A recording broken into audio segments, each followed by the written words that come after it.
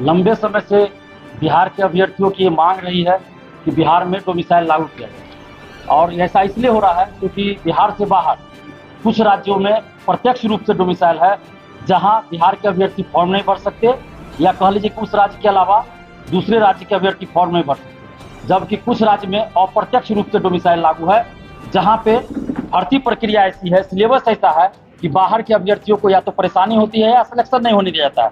उस राज्य का जो सिलेबस रहता है, उस राज्य से संबंधित क्वेश्चन अधिक पूछे जाते हैं, प्रश्न अधिक पूछे जाते हैं, अलग से एक पेपर दे दिया जाता है जिसमें 100 कभी 150 प्रश्न रहते हैं, और इस कारण बिहारी अभ्यर्थियों को नुकसान होता है और उस राज्य के अभ्यर्थियों को फायदा होता है।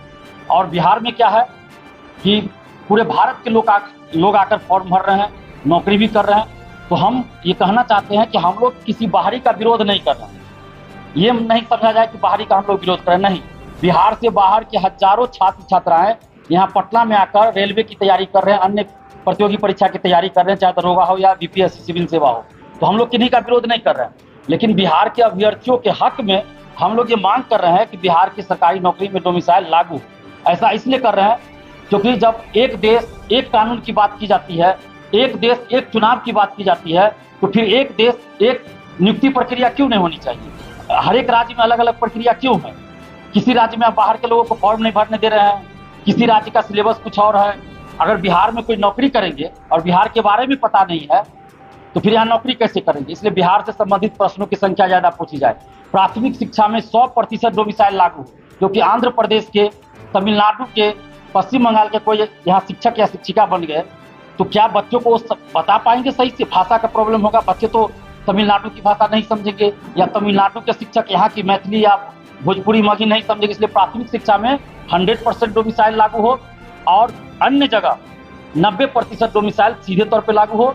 10% सीट ओपन रहे जिसमें बिहार के लोग भी जा सकते हैं, बिहार से बाहर के लोग भी आ सकते हैं, और बिहार के प्रतियोगी परीक्षाओं का सिलेबस भी इस तरह बनाया जाए कि बिहार से संबंधित प्रश्न ज्यादा पूछे जाए, और हो सकता है तो एक अलग से पेपर दे दिया जाए जिसमें सिर्फ और सिर्फ बिहार से संबंधित प्रश्न पूछे जाए, और बिहार के अभ्यर्थियों के साथ न्याय हो, पारदर्शिता लाई जाए। दरोगा, सिपाही, बीएसएफ सहित सभी बहाली में पारदर्शिता लाई जाए, क्योंकि अभी रिजल्ट के नाम पे सिर्फ रोल नंबर का पीडीएफ जारी होता है, आंसर की जारी नहीं होता है, कट ऑफ जारी नहीं होता है, क्वेश्चन बुकलेट नहीं दिया जाता परीक्षा के बाद, वो मार्कशीट का कार्बन कॉपी नहीं दिया जाता है। तो वो सब जारी किया जाए, परीक्षा के बाद आंसर की जारी हो, रिजल्ट के साथ कट ऑफ सभी का मार्क्स जारी हो।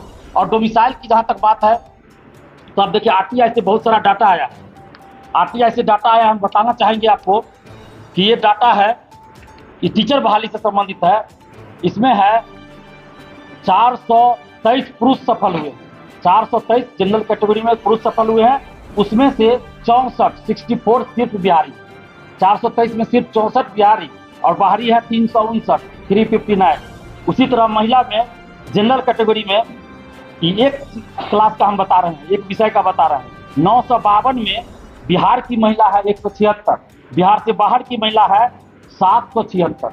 मतलब ये सुनने में थोड़ा अजीब लग रहा है कि कहीं प्रिंट गलत तो नहीं हो गया ना, बिहार के जगह बाहरी नहीं लिखा गया ना, लेकिन नहीं, ये सच्चाई है कि बिहार से ज्यादा बाहरी का सिलेक्शन हुआ है। और इसके अलावा और भी डाटा है जिसमें हम ये बताना चाहेंगे कि 163 बाहरी का सिलेक्शन हुआ है, सॉरी 63 नहीं, सिर्फ 63 बाहरी का सिलेक्शन हुआ है, और 199 63 बिहारी का सिलेक्शन, गलत हम बोल दिए, 63 बिहारी का, 63 बिहारी और 199 बाहरी का सिलेक्शन हुआ है। तो ये अचानक ये कैसे हो गया? ये तो आश्चर्य लग रहा है।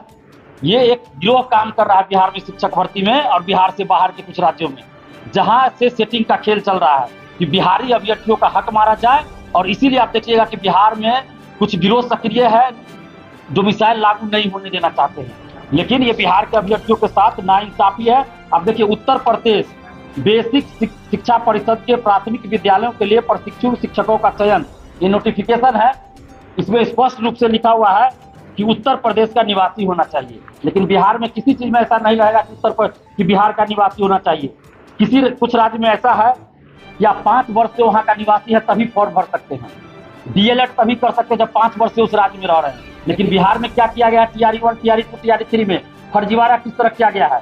परीक्षा से पहले कहीं जमीन ले लिया, वो भी फर्जी तरीके से, या तो कोई सगे संबंधी है तो उनसे लिखवा लिया गया, या दोस्त से लिखवा लिया गया, जमीन लिखवा लिया गया, आधार कार्ड में चेंज करवा लिया एड्रेस, ये हजारों की संख्या में है और यहाँ का आरक्षण का लाभ भी ले लिया है। ओबीसी में आ गया, कोई एससी में आ गया। अब आप सोचिए कि कितना बड़ा खेल बिहार में हुआ है। और मैं ऐसे नहीं कह रहा हूँ, मैं सबूत के साथ कह रहा हूँ। और बीपीएससी में शिक्षा विभाग में है हिम्मत तो एक बार जांच करा ले, TRE 1, TRE 2, TRE 3। हजारों फर्जी निकलेंगे जो फर्जी दिव्यांग सर्टिफिकेट, फर्जी डोमिसाइल और बायोमेट्रिक फर्जी तरीके से किए हैं। जांच करवा ले। वो साइबर थाना में दिलीप कुमार के खिलाफ आवेदन देने से कुछ नहीं होता है। दिलीप कुमार इस सबसे नहीं डरता है। तो बीपीएससी के अधिकारी लोग सुन ले, पहले अपने गिरबान में जाके, और जो गिरोह काम कर रहा है ना, आज न कल पकड़ा जाएगा। और बीपीएससी के वो अधिकारी भी बेनकाब होंगे जो ये सब काम कर रहे हैं। जिसका 2 पैर कटा है, किसी का 1 पैर कटा है, किसी का दोनों हाथ कटा है, किसी का 1 हाथ कटा है, वो बिहार में विकलांग नहीं है, वो बिहार में दिव्यांग नहीं है। लेकिन जो दोनों पैर से, हाथ से, पूरे शरीर से स्वस्थ है, वो फर्जी दिव्यांग लगा के बिहार का भी लोग, बिहार के बाहर का लोग 5000 में फर्जी सर्टिफिकेट बना के दिव्यांग का आरक्षण ले लिया। 50 मिनट एक्स्ट्रा समय परीक्षा में मिलता है और आरक्षण अलग, और नौकरी कर रहा है। उसकी भी जांच होनी चाहिए। ये सारे चीज की जांच हो। और काउंसलिंग इसीलिए पहले नहीं कराया जाता है। किसी भी बहाली में देखिएगा ना कि पहले काउंसलिंग होता है रिजल्ट से पहले, लेकिन यहाँ काउंसलिंग नहीं होता है। तो यही खेल खेला जा रहा है काउंसलिंग के नाम पर। तो हमारी ये मांग है, डोमिसाइल लागू हो, शिक्षक भर्ती, दरोगा, सिपाही सभी में 5 जून को हम लोग संपूर्ण क्रांति दिवस के अवसर पर पटना कॉलेज से 10 बजे से आंदोलन शुरू कर रहे हैं। 5 जून सुबह 10 बजे पटना में पटना कॉलेज मैदान से हम लोग आंदोलन शुरू कर रहे हैं। ये जेपी की धरती है, कोई ये ना भूले, ये जेपी की धरती है। जेपी आंदोलन दिवस, संपूर्ण क्रांति दिवस के दिन हम लोग आंदोलन कर रहे हैं। अगर एक भी लाठी स्टूडेंट पे चली, एक भी लाठी चल गया, एक भी थप्पड़ चल गया स्टूडेंट पे, तो उस दिन के बाद से बिहार के सभी अभ्यर्थी, बिहार के सभी नौजवान, हम सभी लोग ये कहना शुरू कर देंगे कि बिहार में जितने नेता हैं, चाहे वो सत्ता पक्ष हो या विपक्ष हो, जो लोग भी जेपी के चेले अपने आप को बताते हैं, वो जेपी के असली चेले नहीं है, वो फर्जी चेले हैं। वो नकाब लगाकर चेले बने, रंगा सियार है वो लोग। अगर जेपी के असली चेले होंगे तो जेपी आंदोलन के दिन, संपूर्ण क्रांति दिवस के दिन अभ्यर्थियों पे लाठी नहीं चलाएंगे, ना एक थप्पड़ लगाएंगे, क्योंकि हम लोग शांतिपूर्वक आंदोलन करने जा रहे हैं। एक कागज का टुकड़ा भी किसी पे हम लोग नहीं चलाते हैं। हाथ जोड़कर सरकार से विनती करते हैं कि हमारी मांग को सुनिए, वार्ता कीजिए। कभी हम लोग हिंसक नहीं होते और न ही होंगे। और साथ में हम नीतीश कुमार जी से भी कहना चाहते हैं, हाथ जोड़कर विनती करते हैं नीतीश कुमार जी से, तो नीतीश कुमार जी, आप जेपी आंदोलन से उभरे हुए नेता हैं और बिहार के जितने बड़े नेता हैं वो सभी या तो जेपी आंदोलन से डायरेक्ट उभरे हुए नेता हैं या जेपी आंदोलन से उभरे हुए नेता के बेटा बेटी पोता पोती हैं। और जेपी आंदोलन के दिन, जेपी आंदोलन दिवस के दिन ये आंदोलन हो रहा है। बिहार के अभ्यर्थियों के हक की लड़ाई है। ये किसी एक की लड़ाई नहीं है, बिहारी स्वाभिमान की लड़ाई है। और वोट दे बिहारी, नौकरी ले बाहरी अब नहीं चलेगा। लाठी खाए बिहारी, नौकरी ले बाहरी नहीं चलेगा। बिहार की सरकारी नौकरी पर पहला हक बिहारियों का है। हम बाहरी का विरोध नहीं कर रहे हैं। 10% हम बोल रहे हैं कि 10% सीट ओपन रखे कि बाहर के लोग भी आ सकते हैं और उसमें बिहारी लोग भी जा सकते हैं। तो हम बाहरी का विरोध नहीं कर रहे हैं। अगर किन्हीं को सबूत चाहिए कि बिहार में बाहरी लोगों का कितना हम लोग स्वागत करते हैं, तो हम सबूत भी देने के लिए तैयार हैं। यहाँ के उस कोचिंग शिक्षक, कोचिंग संस्थान का नाम बता देंगे, जाके अभ्यर्थी से मिलवा देंगे, जहाँ बिहार से बाहर के लोग आकर तैयारी कर रहे हैं। उनके रहने का, खाने का कोई चार्ज नहीं लग रहा, फ्री में रह रहे हैं, पटना में फ्री में परीक्षा दे रहे हैं। सारी व्यवस्था यहाँ कोचिंग वाले कर रहे हैं। आप कहिएगा तो नाम भी बता देंगे वैसे शिक्षक का।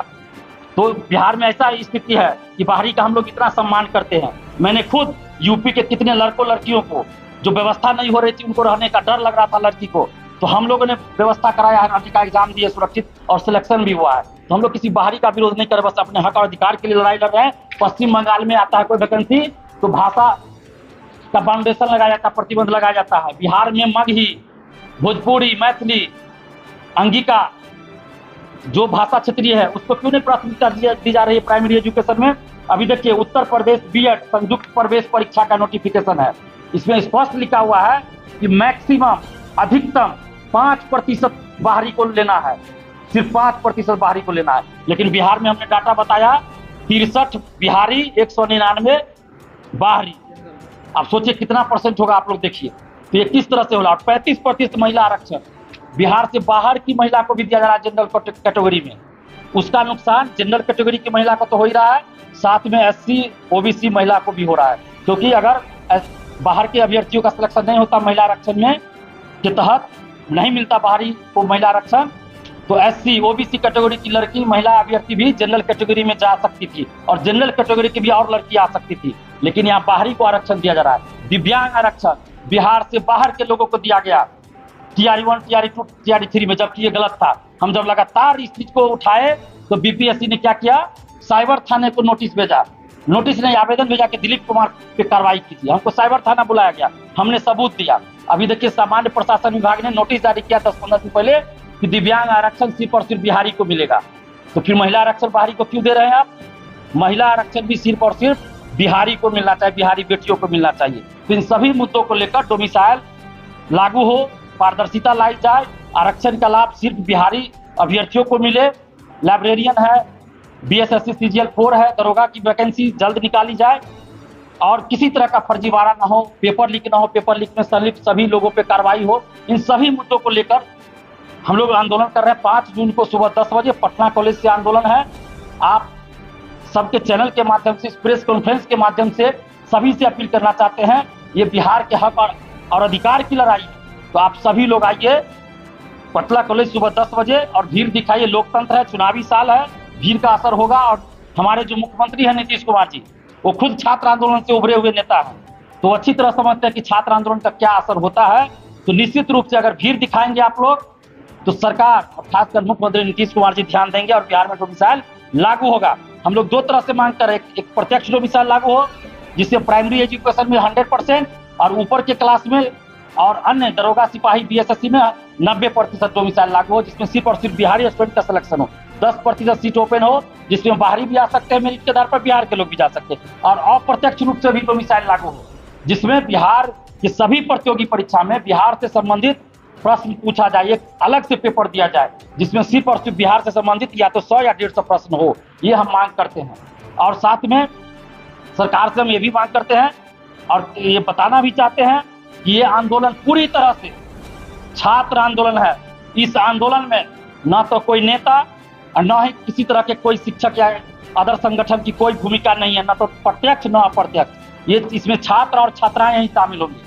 और हाथ जोड़कर हम विनती करते हैं, जितने भी कोचिंग शिक्षक हैं या कॉलेज के शिक्षक हैं, यूनिवर्सिटी के शिक्षक हैं, बुद्धिजीवी हैं, एडवोकेट हैं, अधिकारी हैं, सबसे विनती करते हैं इस आंदोलन को नैतिक समर्थन दीजिए। और जितने भी कोचिंग संचालक हैं तो पटना को छोड़कर पटना से बाहर बिहार के सभी जिला के जितने भी कोचिंग शिक्षक हैं उनसे हाथ जोड़कर विनती है कि 5 जून को दिन भर कोचिंग बंद कर दीजिए।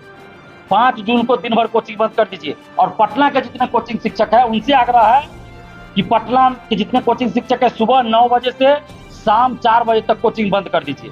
सिर्फ एक दिन की बात है, 9 बजे से शाम 4 बजे तक कोचिंग बंद कर दीजिए और जिला में पूरे दिन कोचिंग बंद हो। और ये अग्नि परीक्षा है, देखना है कि बिहार में और पटना में कितने कोचिंग शिक्षक हैं जो इस चीज को फॉलो करते हैं। तो अभ्यर्थियों से भी कहेंगे कि जो शिक्षक यूट्यूब पे आकर, मीडिया में आकर तरह तरह की बातें करते हैं, उन सब की अग्नि परीक्षा है कि इस आंदोलन में देखिए कौन क्या कर रहे हैं, कोचिंग बंद कर रहे हैं कि क्या कर रहे हैं। क्योंकि अभी देखिए बहुत सारे कोचिंग शिक्षक दूरी बना रहे हैं और पहले क्या कर रहे थे, मतलब सब्सक्राइबर बढ़ाने के लिए, व्यूज के लिए अपने चैनल पे कोचिंग शिक्षक डोमिसाइल चिल्ला रहे थे।